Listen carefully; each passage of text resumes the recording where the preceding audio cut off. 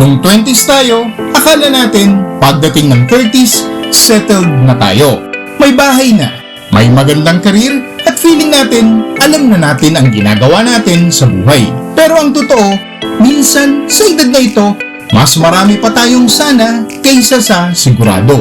Welcome sa 30s, ang age bracket kung saan hindi na sapat ang diskarte lang. Kailangan mo na ng matinding tibay ng loob.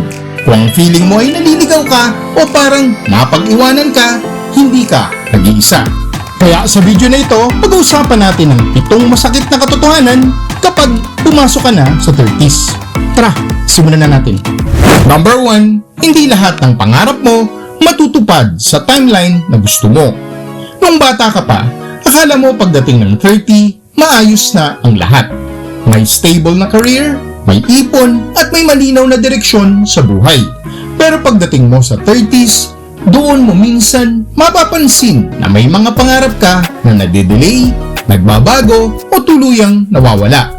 Parang yung plano mo maging milyonaryo by 30. Ngayon, iniisip mo na lang, sana may extra akong budget pambili ng mga gusto ko. At habang tinatanggap mo ang reality na iyan, unti-unti mo ring mapapansin ang isa pang masakit na katotohanan. Yan ay ang tungkol sa iyong mga kaibigan. Number 2, hindi lahat ng kaibigan mo mananatili sa buhay mo. Habang nagkakaedad ka, mapapansin mo na unti-unting nababawasan ang mga taong dati mong palaging kasama. Hindi naman dahil may away kayo, kundi dahil may kanya-kanya na kayong responsibilidad, direksyon sa buhay, o kanya-kanya na din na pamilya. Yung group chat ninyo na dati maingay araw-araw, baka ngayon, bihira na lang din ang message. At habang napapansin mo ito, mas mararamdaman mo naman itong susunod na katotohanan. Number 3, mas ramdam mo na ang pagod hindi lang sa katawan, kung hindi pati sa isip. Kapag nasa 30s ka na, mapapansin mo na hindi na basta-basta nawawala agad ang pagod sa isang tulog lang. May mga araw na kahit walang mabigat na ginagawa, pakiramdam mo, pagod ka pa rin. Yung puyat na dating kayang-kaya mo, ngayon, parang sinisingil ka na kinabukasan. At habang nararamdaman mo ang pagod na ito, mas maintindihan mo na ngayon ang iyong mga magulang dito sa susunod na katotohanan. Number 4, mas naiintindihan mo na ngayon ang mga sakripisyo ng iyong mga magulang. Habang nagkakaedad ka, doon mo mas nakikita kung gaano kahirap ang mga responsibilidad na dati hindi mo pinapansin.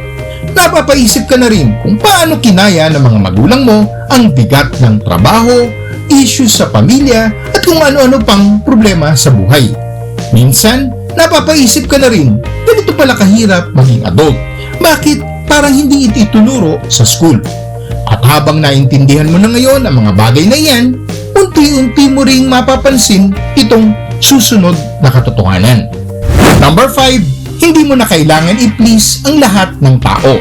Kapag nasa 30s ka na, unti-unti mong napapansin na hindi mo na kayang pasayahin ang lahat. Natututo ka na pumili kung sino at ano ang tunay na mahalaga sa buhay mo. Kasi kung susubukan mong pasayahin ang lahat, malamang ikaw naman ang mauubos. At habang natututunan mo yan, mas maintindihan mo na ngayon ang halaga ng kapayapaan ng isip. At iyan ang susunod nating pag-uusapan sa number 6. Number 6, hindi ka na mahilig magpa-impress sa iba. Kapag nasa 30s ka na, unti-unti mong napapansin na hindi mo na kailangan ipakita sa lahat kung sino ka o ano ang kaya mong gawin. Yung mga bagay na dati pinoproblema mo, ngayon napapangiti ka na lang at nasasabi mo na, bahala na sila. At habang natututunan mong piliin ang kapayapaan ng isip mo, may isa pang huling katotohanan na maaaring natuklasan mo na pero hindi mo lang napapansin. Iyan ang susunod sa number 7. Number 7, life is not a race. It is a journey. Kapag nasa 30s ka na, maintindihan mo na hindi pala kailangan mauna sa lahat. Ang mahalaga ay patuloy kang gumagalaw at natututo sa bawat yugto ng iyong buhay. Kung iniisip mo na ang buhay ay parang karera, baka karamihan sa atin napagod na sa kakahabol. Pero kung ang sa tingin mo ito ay isang paglalakbay, mas may dahilan kang magpatuloy at maging mas masaya sa bawat hakbang. Paalala, Ang pagpasok sa 30s ay may dalang mga katotohanan na minsan masakit tanggapin.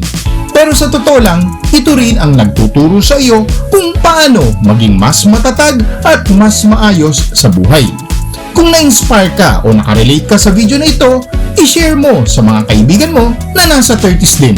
Baka kailangan din nila na marinig ito. At tandaan, kapag ikaw ay may positibong pananaw, magiging positibo din ang takbo ng iyong buhay. Kung gusto po ninyo ng mga ganitong content, please subscribe at panoorin niyo yung iba pa nating mga video sa playlist. Mag-comment po kayo sa ibaba kung may mga gusto pa kayong idagdag sa topic natin ngayon. Maraming salamat po!